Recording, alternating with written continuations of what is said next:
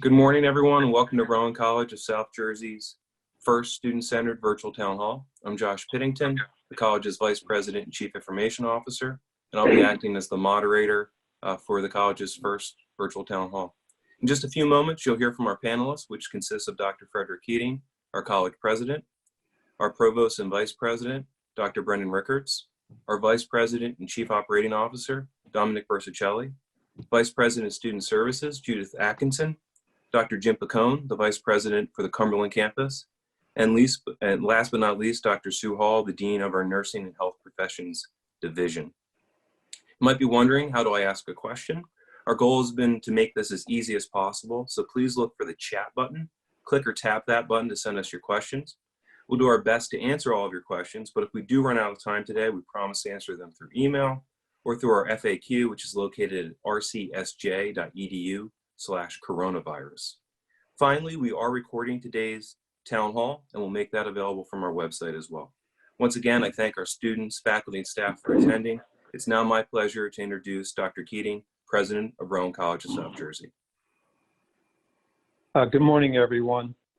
At this very unique time in our history, we are finding out now that this college and its relationship to you is being tested from every angle. I hope that, first of all, that all of you are well, that you are keeping yourself safe and protected from this viral situation. Recognize that what this has done to us as a country, and certainly what it has done to us as a higher education sector, is unprecedented. So as we are going into this situation and we are going into it together, I wanted to add my voice to the beginning of this conversation to let all of you know, whether you are staff, faculty, or a student enrolled in our institution, that the leaders of this college, the faculty and the staff, every single person who is working on the Cumberland campus and the Gloucester campus as a unified Rowan College of South Jersey has your best interest at heart. I have to stress that because in times like this, the challenges are many, and it may appear on occasion that some of us have lost the perspective of the student. I'm trying to assure you now that we have never lost what is in your best interest. We are challenged. We are facing difficulties none of us have ever experienced or even imagined, for that matter, to try to keep this process going. So as I lead this conversation today, I want you to know that, and I want you to know that sincerely, that we are in this together, and we will do everything we can to keep your dream alive. I encourage you, as difficult as this has been, and as many have told me, this was not what I signed up for. The understanding is that now we have been given this situation and we've all signed up for it. The best way we can handle it is to stay together, recognize the shortcomings of what we're trying to do, correct them as best we can, but I can assure you, whatever shortcomings we may have in the delivery of this back end of the spring semester, and as we approach the summer semesters, with regard to the sessions of the summer, they too will continue online as we announce that today. As we go through this process, understand that there will be situations that we cannot remedy. I ask and beg for your patience, that we not give up hope, that those of you that may have difficulty in this format understand, do the best you can. We're doing the best we can. Our faculty, our staff are finding ways every day to, again, convert the instruction to an online delivery, recognizing that this is the new normal. What we will look like coming out of this pandemic is a different conversation. But what we're in now is a very unique relationship. And you can only base that relationship on trust. Trust that we will be fair to you, that we will be by your side, that we do not want you to lose, again, the faith in us or yourself, for that matter, that higher education is a goal that you have. Do not surrender your goal to this pandemic. So once again, you're going to hear from our staff. They are prepared to go into the question and answers, and I've read your questions. I understand the frustration, and keep in mind, just be patient, hard as it may be, that in the end, we will find a way to treat you fairly, to let you continue your dream, and support you as we put this back in play. Recognize this disruption is not going to be short. We are going to probably continue for a while this way. So every day we will improve it. We will find ways to support you. We will encourage, and again, we're looking at everything we can. I need you to understand, we speak every day at length as to how we can make this a better product, as to how we can improve it in the state we're in. The key to this, again, as I close it, is please trust the system that we are in this together. And I know you're going to hold those words to me, and I understand that we will find a way to keep you whole. We recognize that you are working, that you have children at home that have been displaced by the closing of the schools, that some of the delivery methods that we have are going to come up short. But everything is done with the right intention, understanding the complexities of what you're dealing with. So thank you for taking the time to come on to this conference, this town hall. Please bring your questions to the panelists. They and I are prepared to, again, make ourselves available. Recognize that this is not a short-term situation. Understand that we see the shortcomings that it brings to you financially, academically, socially, and behaviorally. We are all caught in this storm of anxiety as to what's going to happen to our health, to our jobs, to our families, and to our plans to go forward. This will end, and we will survive, and we will move on as a better institution, looking at our ways of doing this in the future that will only strengthen what it is we offer to you. Lastly, please be patient. Understand the shortcomings. My pledge to you and the pledge of this cabinet you're about to hear from is that we will always do what we think is in your best interest. We are doing that every day now. Are we frustrated by it? Absolutely. Are we sometimes confused by it? Absolutely. Every sector of our society is under stress. So please, again, do not give up your plan, your goal for an education in the higher ed arena. Please understand we are by your side. We will be fair in everything we do to remedy the situation to the extent possible. But we too are under considerable stress and strain with regard to keeping this institution alive and keeping it moving forward. So please stay safe. First and foremost, take care of yourself and your family and your health. Please understand the rules of engagement and why we are doing what we're doing. We can't do anything in a face-to-face method. We have to do it this way. I never thought in my 50 years in education that I would be on a telephone talking to 100 and some people who are employed or enrolled at a college or university and have to do it this way. But these are the times we're in. So I'm going to turn it over to Josh to introduce the panel. Again, I encourage you to be patient, to be strong, to recognize that we are with you on this.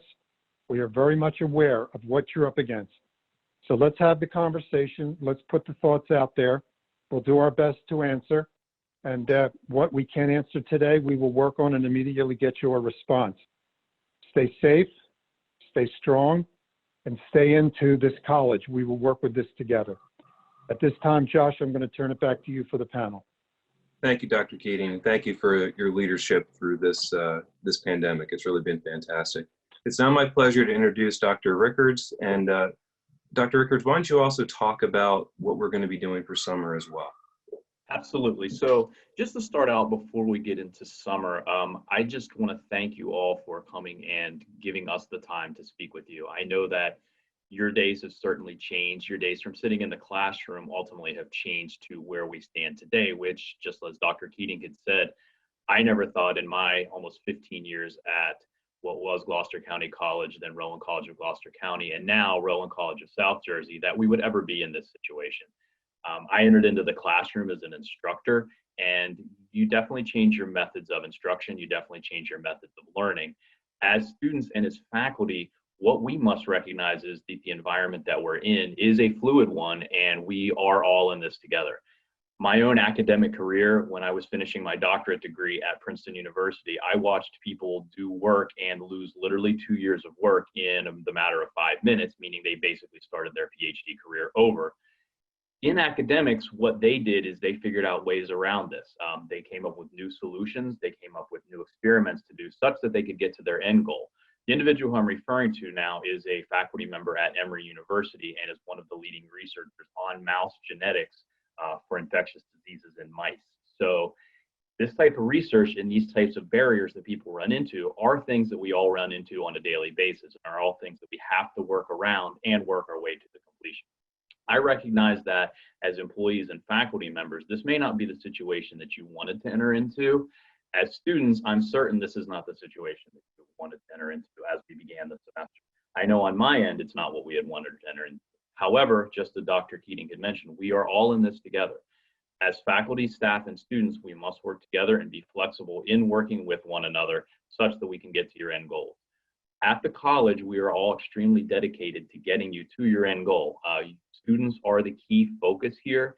When I say key focus, I mean you are the focus of the entire college. Our whole mission is to get you to where you need to be, whether that's to transfer out, whether that's to complete your degree this semester, whether that's ultimately to get licensure to enter into a career field. Our goal is to support you in this endeavor.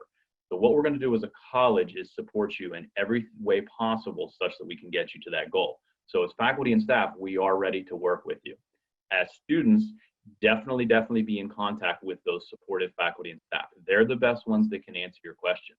In particular, when it comes to your academics, I recognize you may not have signed up for this. However, rest assured that your faculty are the content experts, and their goal and their main goal in life is to prepare you to be successful. So I trust and know that they will be doing that. As far as delivery, when we look at online delivery and the summer session, we will be making the change for the entire summer term to be moved to an online delivery model as well. We have to do this in order for your safety. Keep in mind, we're not here just for your academics, but we're also here for your outside support as well as your student safety. So we will be changing our summer session also to be fully online as the spring term ultimately has turned. So keep that in mind when you're looking at your registration.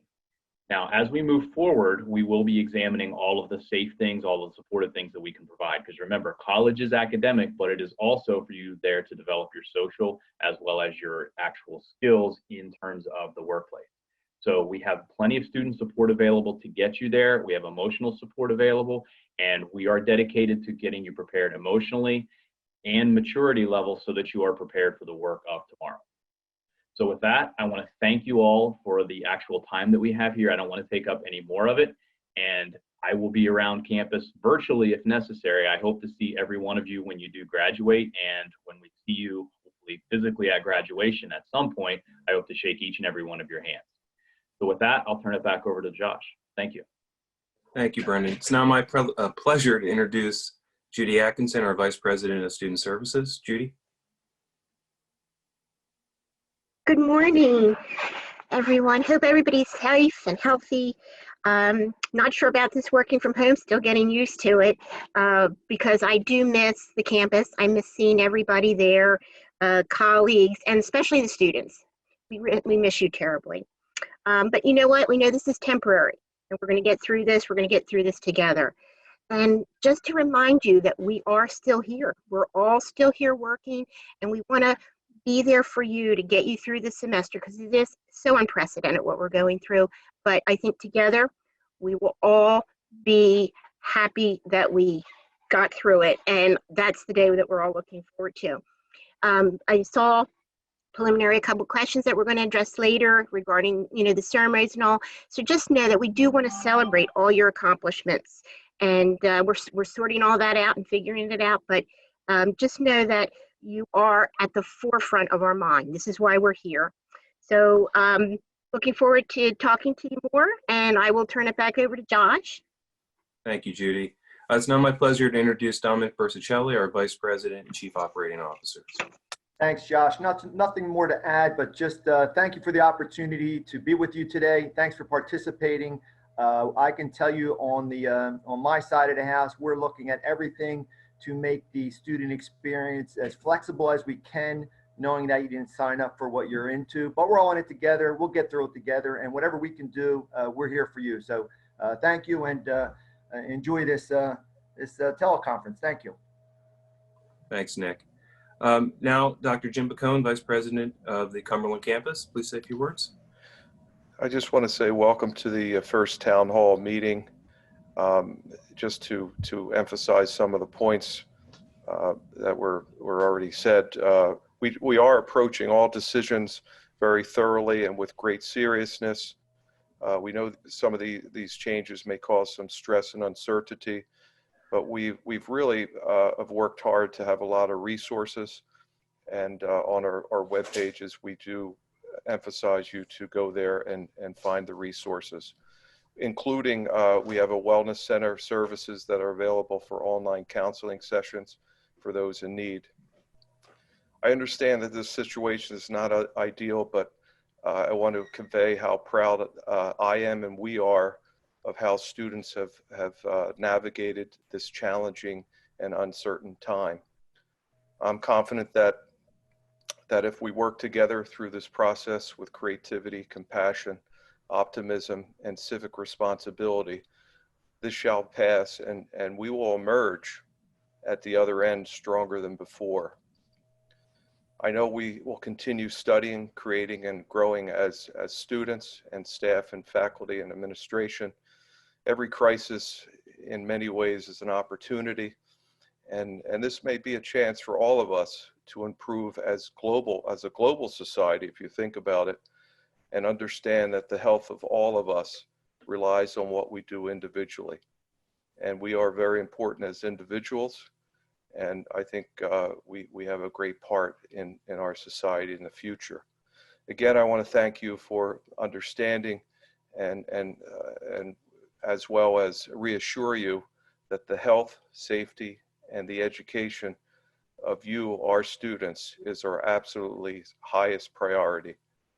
We'll keep you informed as important updates become available. This could be a pivotal time in our history in the 21st century, and it's up to each one of us to rise to the occasion.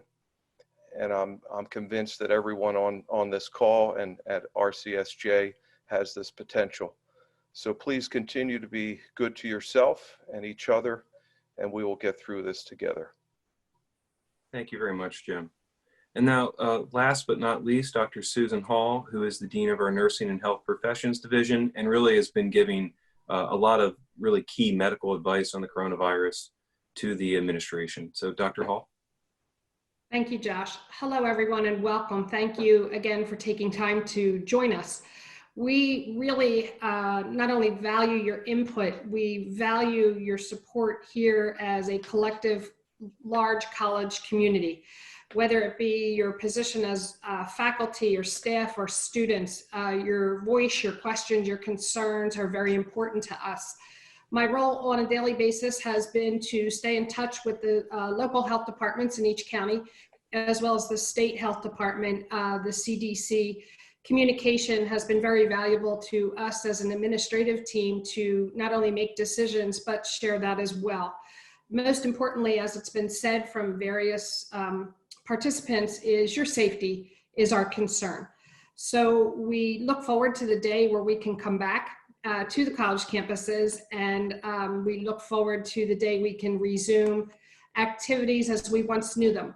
But knowing, because of this experience, that we're going to be looking at things a little bit differently because we have to.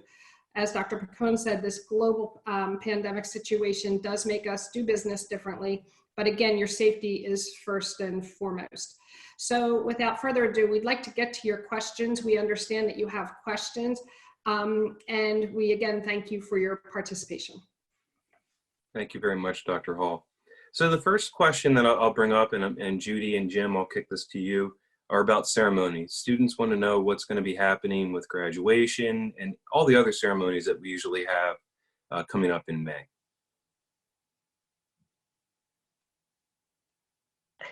Sorry, No, you're good to go. Still sorting out the unmute mute. Powerful tool, unmute. So basically, we have a whole list, it was impressive. It was this impressive list of ceremonies that we wanted to have, and we're planning on having on both campuses to celebrate all your accomplishments. But what we're finding is, based on where we are now, we're not going to be able to do that face to face. And as you all are aware, we postponed commencement. But taking a look at, like I said, those accomplishments, we're sorting out and figuring out how we can celebrate them so that you still will feel that all this work and effort that you've put in will be celebrated, even though it's going to come out a little differently.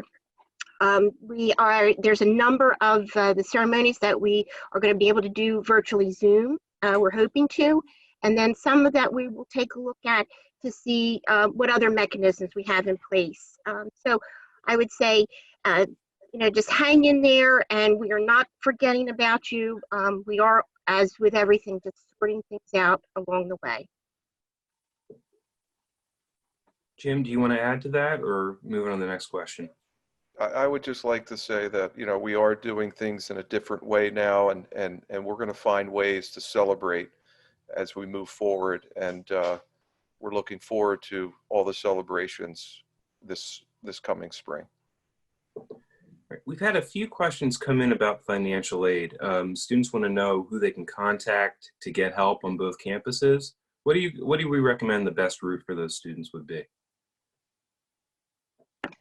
So the best way is to go to our website. That is going to be our focal point of communication and contact. On our website, we have phone numbers that you should be able to dial and get a live person.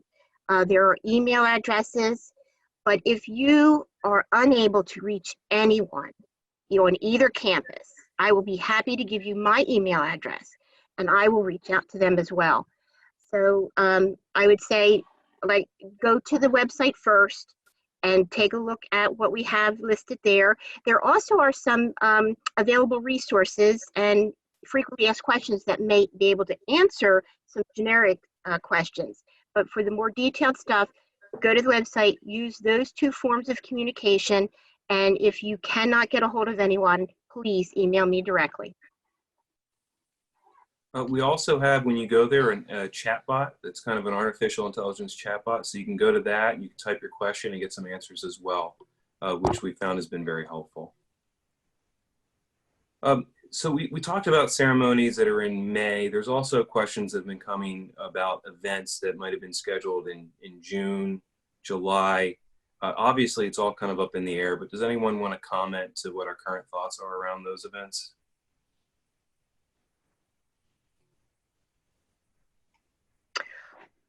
I would say wait and see, stay tuned. As soon as we sort all this out, we are going to communicate again through our website, through some of our other means of communication, like the blast that we can do, the text messaging that we can do. Our goal here is to be very transparent and let you know as soon as we know that we are working on all of this for you. Thank Josh, you. this is Nick. I'd like that. Everyone should stay informed with the current events that's happening in New Jersey. So, right now, as you know, we're under executive order from the governor to basically stay in place, only essential business are open. Stay informed because, we're watching that also. So I would just ask our students to stay current on all the events that are out there. Thank you very much, Nick. There's been questions that have come up around the bookstore. A lot of students have rented books. And so the question is, how are they going to be able to return those books? Is that something that we're still working out with Barnes & Noble? I'm sure there won't be any late fees for students given the situation that we're in, but is there any guidance on how to return those rented books? A great question. So currently, if I understand it, the question is they're sitting on a physical hard copy of a book and want to get it to Barnes & Noble for return. I will work on that as we are live. I'll make a few phone calls right now. It's a very good question. I can tell you it's my intent. No one gets harmed in this whole process. And I'll make sure that happens, but let me see if I can get a better answer. Thank you. Dr. Rickards, there's been a lot of questions about grades. Students are obviously impacted, and will there be flexibility with the grades? How are we trying to handle that? So what we did with the grading scale is After careful consideration of student success, where you ultimately were going to end up for transfer, what types of things as a student that you needed to be successful in getting admittance to selective admission programs, to four-year institutions, and to graduate programs, is we kept the grading scale that currently existed in place. Now, that's not to harm you in any way, shape, or form. What that's there to do was to allow you to earn the grades ultimately that you had, such that they would be accepted by four-year institutions for transfer. We had some schools already that were coming out and saying if you are going to continue into graduate programs or continue into selective admission, that a pass grade or any selection of that was not going to be accepted for transfer. Therefore, you would have been forced to completely retake a course that you may have already completed. Our goal here is to make sure that you are supported not only in your institution time at RCSJ, but also as you transfer out. What may seem like a quick, easy solution by saying, okay, you passed the course, in the long run was going to become a major, major problem for you. If you think about this, if it doesn't transfer to any four-year institution, and some were going to take them as transfer, some were not, you ultimately may be recreating an entire semester that you had already completed, number one. Number two, if you couldn't get into a selective admission program because of a pass, we again would have done you a disservice. Number three, when you ultimately, if you continue to graduate school, you ultimately are now going to have a problem because when you enter into those graduate programs, they may view that as a negative take and you may not get accepted. Last but not least, when you go and ultimately apply for a position, let's say that you have a transcript and showed that you were in, I don't know, let's just say Calculus 3 and you earned a B for the semester and you're up against somebody that earned maybe a P for that semester. I can tell you right now, as an employer who hires people very regularly, we do pay attention to those types of things. For example, when I went through undergrad, I got an A+ in organic chemistry, largely by teaching it to myself. When I went to apply for positions following graduate school, even though it was my undergrad degree that I had taken, I don't know, 7 or 8 years before, I had 3 of the 4 places that I was interviewing at directly ask me how I did that in organic chemistry. So what you have to do is you have to keep in mind that the decision that we made to stick with this was made in your best interest, such that that way you could continue your way through. If you're having technology issues or are unable to complete due to technology, we have workarounds for that as well with doing incompletes, and we will work directly with you on that, because the last thing we want to do is to have you get left behind and end up in a situation where you could not complete due to no fault of your own or no fault of the college. So that's ultimately what we decided to do. And again, keep in mind, every decision that we did was based on your best interest in preparation, not just for the short term, but really for your long-term career goals.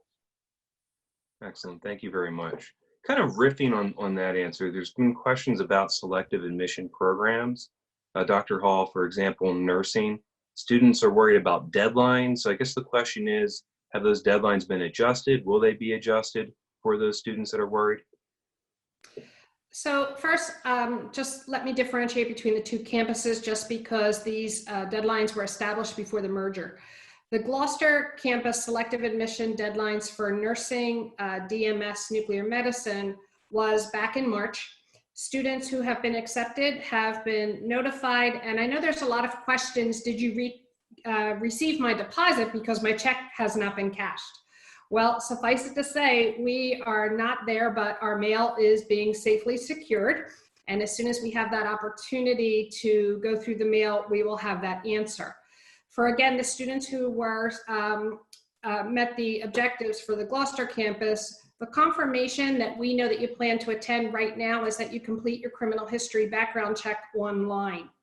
You do need to know that part of that criminal history background check is a urine drug screen. And the urine drug screen can be done up to 45 days after the completion of the online criminal history. So if there's a fear or concern to go to the lab, we understand that. And that was an extension that was put into place immediately because the letters all went out long before we made the decision to close the campus. So keeping that in mind, we just ask that you follow the directions for communication in regards to the names and email addresses that you've received in your packet. And we just stay in touch. We have office staff, we have administrative staff in the Division of Student Services that are happy to answer any questions. I know there's directions in there about remote advising, and we'll move forward as best we can under normal circumstances, doing everything electronically. Now, for our colleagues at Cumberland, understand that that due date was a little bit out, meaning it was April 1st. We do understand that there were those students who had planned on attending information sessions and planned on taking the test for the HESI for the radiography and the TEAS for nursing. At this point, understanding that there's questions about the deadlines being extended, it would be unfair and a little bit premature to give you that deadline without knowing when we're going to be able to return. I do know that the offices of testing are trying to work on some possibilities for remote testing and proctoring, and I just ask that you stay tuned to our website, specifically on the Cumberland campus. Just keep watching those announcements. And again, if you've turned in a packet that was completed, we don't have that opportunity to let you know that we've received it on time because we're not there. So my advice and just suggestion is to hang in there, keep watching the messages as we come up with opportunities to include the testing, proctoring, admissions. We will be sure to shout it by the rooftops and just let you know. We understand collectively that it is so important that we continue this progress with the education of our healthcare professionals. We know that these selective admission programs and the graduates of these programs are going to make a difference, and nothing could be clearer than what we're going through right now with this pandemic. So please be rest assured that our programs are not only going to continue, they're going to be stronger because of it. Our faculty are doing an excellent job in looking at resources, and all of us are being educated daily in incorporating how this COVID-19 is affecting not only our healthcare workers, but our medical system at large. So I just want to send some encouraging words to say, hang in there, just keep talking to us, sharing your questions, concerns, and watch that website so that you're first and foremost informed about how we can best serve you in this process. Thank you, Dr. Hall. Just to make sure everyone is aware, we've created a resources page, which is essentially a really detailed FAQ, and we're continuing to always grow that. So these questions that are being answered during the town hall, some of the questions that we unfortunately might not be able to get to, we'll make sure that we update that as well. And the easiest way to get there is just to go to rcsj.edu, and then across the top, you'll see where we have the COVID kind of warning, and right below that, you'll see where it says available resources. If you click that, you'll be brought to a page that's it's full of content. We have a nice search bar there so you can search for your particular question, and then hopefully we can bring that answer up for you. There's been some questions, and Judy and Jim, this will probably be for you, around the registration process for summer and fall. Essentially, how would a student go about registering if the campuses are going to be physically closed? And to riff on that as well, how do they speak to an advisor so they're getting that knowledge that they need to register for the appropriate classes? Well, the good news is that we are open for business. So yes, their advisors are able to still provide you with the guidance to register for those classes. So now the calendar as it is opened up, it was March 16th or 18th, where we opened up registration for our currently enrolled students, which is what we normally do. And then we'll open it up for everyone the end of April. So we will have advisors that will be able to help the students at that time. If you have direct questions, you can go on to the website. We have, under the advisement on the webpage, they have a lovely space where you can schedule your appointments, you can contact your advisors. That's what's going to be key, keeping these lines of communication open and active. But as far as there should be no barriers to you being able to register for classes, and we encourage you to register for your classes, whether you're currently one of our students and you would be doing that between now and hopefully before April, but when it opens up to everyone. And again, this is on both campuses, okay? But I can't emphasize enough going to the website and reaching out and contacting the individuals. Okay. Yeah, and I'd like to add, today on the Cumberland campus is Advisement Day. So please reach out to your advisor, and they're ready to meet with you. They could do a Zoom meeting like we're doing now, and figure out your courses for summer and fall.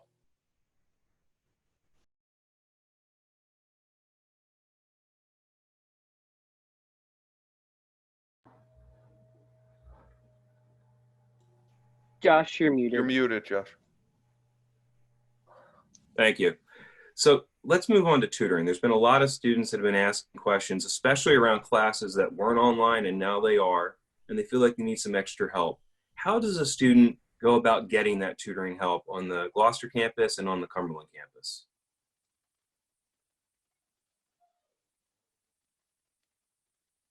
Do you want me to go first again? Sure, go for it, Judy. Okay. So on the Gloucester campus, they go to the website, go to Tutoring, and you can schedule an appointment and they will help assist you. There's other resources in addition if you need any other support also. So please keep in mind that academically, tutoring is available. We have tutors that are providing remote delivery. And then, as Dr. Rickards had mentioned before, we don't want you to give up any hope that you cannot complete the semester. So if the worst case scenario is you have to take that I and then finish up in the summer, we will be there also. So any delivery that we're doing now, we're going to also have throughout the summer. Everything will be consistent, but yes, it is available on the Gloucester campus as well as on the Cumberland campus. So whether you are a current Cumberland student and you are utilizing Starfish, you can contact your advisors that way. But you can, the tutoring that way, or you can also just email or call tutoring and they will reach out to you as well. And Jim can speak more to that. Yeah, so that's true. I mean, this website and the resource page is really extremely valuable. And in terms of tutoring, you could use Starfish. You can sign up for a session with the Writing Center, the Math Center, if you need tutoring in those areas. Reach out to your advisor. Your advisor can help you set up tutoring, and then also go to the web page and just click on the tutoring area, and that'll lead you to a place to create an appointment for tutoring. Thank you. Dr. Rickards, now that students know that the summer semester is going to take place online, we're getting a lot of questions about labs and how we're going to handle those labs. Sure. So for those of you that don't know, my background's actually, I'm a trained molecular biologist, taught microbiology for years. What the lab staff as well as the faculty have developed is they have developed laboratory kits.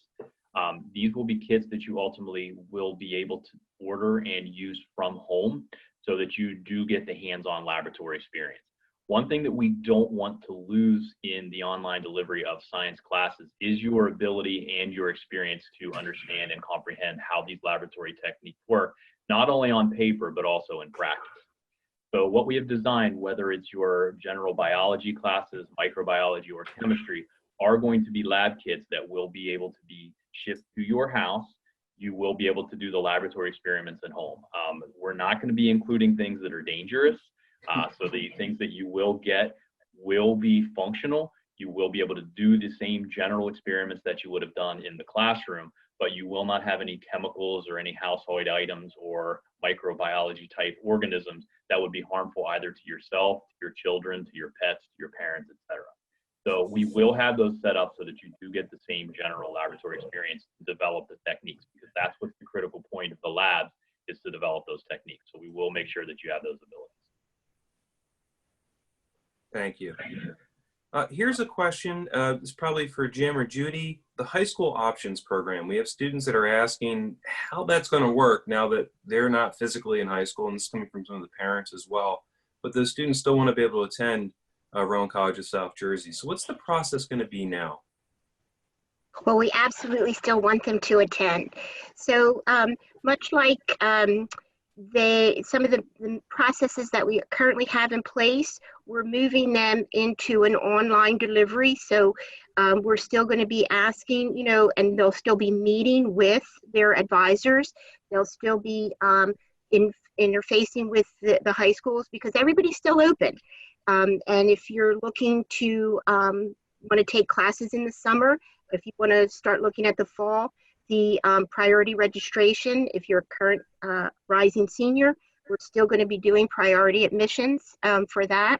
So nothing has stopped, and like I said, we encourage everybody to continue to register with us. The college and career readiness folks will actually wrap their arms around you and get you through that process. So don't worry about that. And also, in preparation for the high school option. So those students that are still in high school that want to continue to take classes with us in the fall or even the summer, we're still working with them to get you registered. So don't worry about any of that.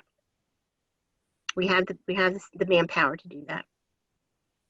Yeah, so I just want to emphasize nothing is going to stop. If you're interested in taking online summer courses, which many of our high school students are, they're going to be available, and also you can register for fall semester as well.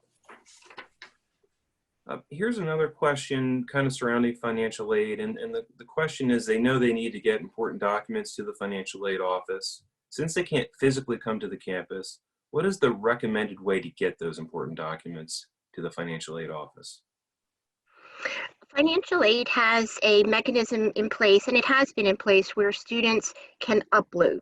So I think that might be the challenge on the student side. So we'll have to work on that. But if you are a student and you do have the capacity to be able to scan and upload documents, there is a Dropbox on the financial aid website. And we'll have more communication, I think, placed on the website to help address those type of scenarios for students as it relates to financial aid. I'm going to make a note of that. And also, if you do mail them in paper mail, we do go in once a week to check our mail, and all those forms will be processed. So we do get those forms once a week.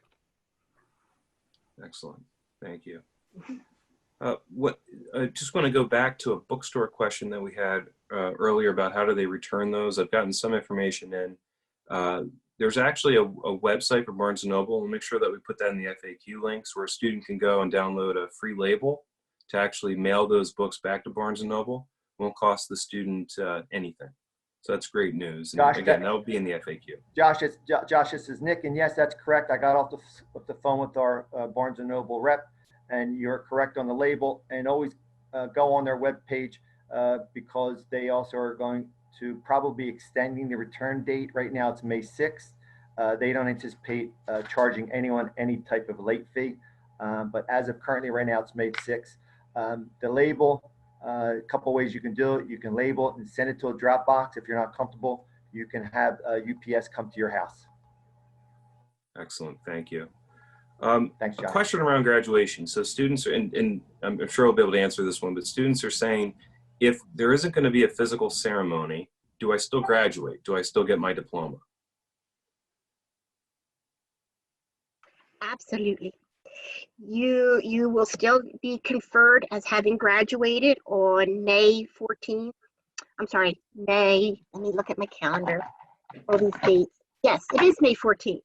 And we will be, unfortunately, probably having to mail all of them at that point. But yes, you will still be getting your diploma. Thank you very much. Questions around standardized testing are coming in. So some of the high school students actually, are asking about Accuplacer and what's going to happen with that now. Well, we've had a conversation with academics, and we're taking a look at making Accuplacer optional, actually, for the summer, fall, and spring semesters. But what that means is we do want to see if you have taken any other type of standardized tests. We're going to take a look to see what your coursework looks like, and we're going to use all these tools to help as we advise you for placement and registration in courses. But at this time, Accuplacer is going to be optional because we have to adhere to the CDC rules. We cannot bring people into a testing site. And we're researching, remote proctoring and all of that good stuff as well. But in the meantime, it's going to be an optional admission piece. And so we're looking forward to that not being a barrier, and don't let that be a barrier to register. And I just want to add to that. This is Brendan. We will be using this as an advisement tool. However, we're going to remove barriers for you. So as a student, we don't want to have any of these things hold you up. So what we will be doing is using, if you've taken these standardized tests, that's fine. If you haven't, we'll be using what we have in place and what you've already done, such that we can get you placed properly. Because I recognize, and I'm sure you all recognize, we don't want to put you in a situation where you cannot be successful. So we will be removing that barrier such that it's not going to be draw the line for you to be able to get in. I do want to bounce back to one previous question. I tried to unmute right at the end of the graduation versus commencement question. I just want to make sure that students are clear. When it comes to graduation, you would graduate on time. The key thing, graduation is the process of us being able to grant you the diploma. Commencement is the ceremonial aspect of that. So when you think about these in your head, graduation and commencement can be removed from one another, because the graduation part is the actual conferring of the degree, and the commencement part is simply the ceremony. So just because we won't have a physical ceremony on the 14th, we would revisit that at a later date, that will not in any way, shape, or form hold you back in your academic future. Thank you. There was a question that came in that I'll go ahead and answer. It's about library books, and the question is, I checked library books out from the campus. Am I going to have late fees because they're late now? And the answer is, of course not. You'll be able to return that book once the campus opens up again. I know we've talked about enrollment, but maybe if we could talk about it a little bit more, because there's more and more questions that are coming in around that process. What is the best way for a student that wants to enroll at Rowan College of South Jersey to start that process? The best way is, yes, the best way is to go to the website and go to, if you're a future student, go to the future student from the bar, the menu bar at the top. And if that will help you through the process of going, we're updating that so that it has the most recent information as we've made these decisions. So a lot of things are happening rather quickly, and we're going to make sure that as soon as these decisions are made, we're able to put them up on the website so that you know the steps. But basically, you still want to fill out the application. And once you fill out the application, we're going to send you your acceptance and your username and ID. And then that starts the actual physical process of being able to register for the classes and to be able to get your advisement. So all of these mechanisms will be virtually delivered, but they are all in place. So as I can't emphasize enough, you want to start with our webpage. It's really critical. All right, very good. Sue, there's just questions coming in around the combined nursing program. I don't know if you want to speak to that briefly, and I'm sure there's other resources we can give the students, but there are a lot of questions around it. Sure. So for those students who are currently enrolled in the program at both Gloucester and Cumberland, I have visited the classrooms and talked about our merged curriculum. Where we are in that process is, even though we have not physically been at the college, the faculty are still working. We have some approvals that we need to get done. The first is the faculty are ready to present to each of the Gloucester and Cumberland branches to make sure that the curriculum that is planned is sound and appropriate. Once we get the college's blessings from both campuses, the curriculum will then be sent to the New Jersey State Board of Nursing and the Accreditation Commission for Nursing Education. There are accreditors. ASIN is our national accreditor, the Board of Nursing is our local accreditor. So what that really means is that if all the approvals go in place as planned, it would be implemented in fall of 2021. So those students who are currently enrolled now will not be affected by the new curriculum. Students who have been accepted to the Gloucester program and those applying to the Cumberland program of fall of 20 will not be affected. You will get the curriculum for which you have enrolled for, and we'll be having more discussions about that as we move on. But rest assured, those students who are actively enrolled or those who are applying will not be affected by the new curriculum, because we have a very transparent process in how this plays out. And again, all things considered and all approvals made on time will not be until fall of 2021. And we really hope we're all back to normal at that time, so that we can have more face-to-face conversations for our future enrollees. So thank you for your questions about that. And as you know, I will probably be visiting your classrooms more as we go through the remainder of the spring semester. Thank you, Dr. Hall. Someone wanted me to point out, and it is important, when you go to try to register for classes or you want to get advisement, when you go to our website at rcsj.edu, if you want to register in the Cumberland campus, make sure you select the Cumberland tab. It's in the upper left-hand corner. And if you want to select the Gloucester campus, you would select that. That's just going to help narrow those resources and get you to the folks that you need to be able to access. And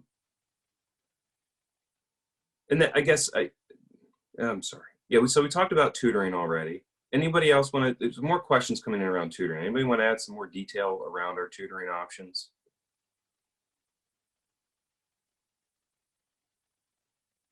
Like how a student would go about requesting the tutoring? Okay, so it would be going to the website on the Gloucester campus. Are we able to bring up the website, Josh? Yeah, I can try to do that. Okay, so that might be helpful. Yeah. But if not, it's going, so much like what was just pointed out by Josh, if you are looking for tutoring and you're a Gloucester student, then you would go to the Gloucester tab and go to the tutoring web page, and that will direct you through the process to get a tutor. There's appointments that you would schedule, and then they are going to connect you with the content expert that you need that help with. And the same would be true on the Cumberland campus, and that's the pathway that you would go to be able to schedule your appointment. So Judy, I have the website up. Where would you like me to go for everyone again? So we're going to go to student services. You're driving, and we would academic support, correct? And we would click on the academic support. And then if we scroll down.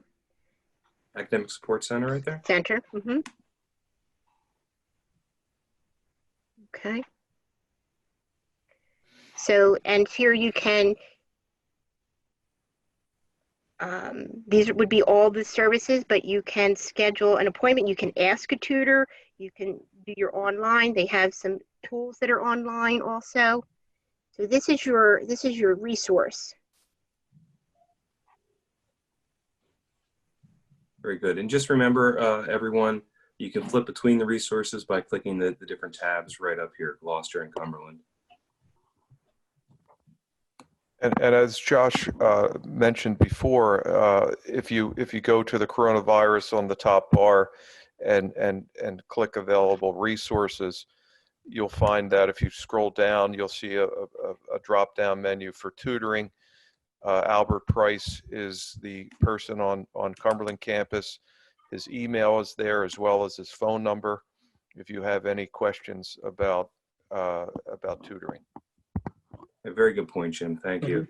The available resources page really, in many ways, should be the key location that I think a lot of students go to currently. And we are constantly updating that with more information. And if you saw, it was really easy for me just to go and search for tutoring, or start to search for tutoring, which brought this information up. Really put it right there at your fingertips. And then from there, there's forms, emails, phone numbers that you can fill out. I hope that we've expressed that we really are here for you as a college. We want to do everything we possibly can to make you successful. And that includes going to this site right here. I want to talk real quickly. We know that there are some students that don't necessarily have internet.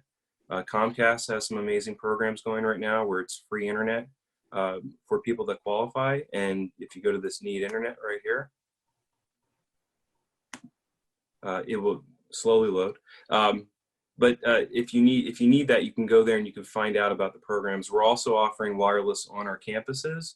And again, what you want to do is just, I don't have internet, go here, and we list all of this. The other thing that I want to make sure all of our students are aware of is that AT&T, T-Mobile, Sprint, Verizon are all offering essentially free data packages right now because they know that students and just everyone are stuck inside and they need access to the internet to be able to thrive right now. So that's also available. Please ask us questions as you have them. You can do that by going to the coronavirus webpage that we've created.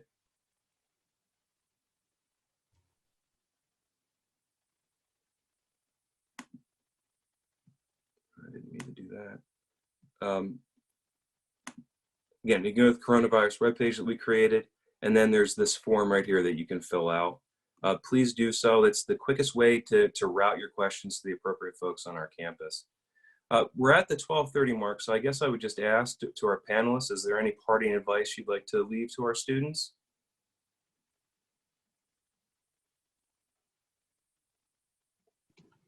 Okay, This is Brendan. I'll start first. you go. So academically, again, keep in mind, faculty and students and staff, we are all in this together. We are here to support one another. If you are having questions, please, please, please, as students, try to work your way through. Running into academic barriers or any change barriers, these are things that are going to help you in the long run, not just in your academic future, but also in your professional future. So please continue to work hard. Please continue to work with your faculty and the staff to make your way through. I trust that you will be able to do this. We can all do it together, and we all will be together in coming out as a strong Rowan College of South Jersey. So please stick with it. Keep up your hard work, and we are with you. Hey, Josh, this is Nick. Oh, go ahead, Nick. Thank you. I just like to add, I didn't really do this in the beginning, but I just like to add that there is a president's advisory meeting that is held every morning at 10 a.m. with key personnel throughout the college addressing all issues. And we are trying to be as proactive as we can. So just to let you know, we're working every day trying to anticipate what the future will look like. And as I said earlier, we're going to be as flexible and as proactive as we can on behalf of you and faculty and staff. So just let you know, we're still working. Thank you. Thank you, Nick. Anyone else? Yes. Go ahead. I'm sorry. If I could just mention to those students who are currently enrolled in the selective admission programs, that's the nursing at both campuses, the radiography at Cumberland, the DMS and nuclear medicine PTA at Gloucester. We are working very closely with your program accreditation agencies. What that means is that we are here to not only support your education path, but we know that not going to clinical has been a real challenge these last few weeks in the semester. Just know that we are obligated to follow what the accreditors say in regards to alternative delivery in both the class and the clinical. We are obligated to make sure we meet their standards because of the utmost goal. We want to get you to the place where you are certified and competent to sit for those specific licensure exams, and knowing that you have been educated through a fully competent program with excellent faculty who are reaching out and doing the best they can under these circumstances. So all of our goals collectively are to get you where you want to be, whether you're in selective admission or not, but to know that when you do graduate from these specific programs and sit for your licensure accreditation piece, that you will be duly qualified. So we ask again that you just hang in there. Any questions or concerns, go directly to your faculty, and if they don't have the answer, we have been talking specifically with the Board of Nursing almost daily. And again, your program directors have been talking to their accreditors as well. So I would just like to say we're here for you. We care about you. We want you to succeed. I can't emphasize the resource page that that we just went through. It has so much information.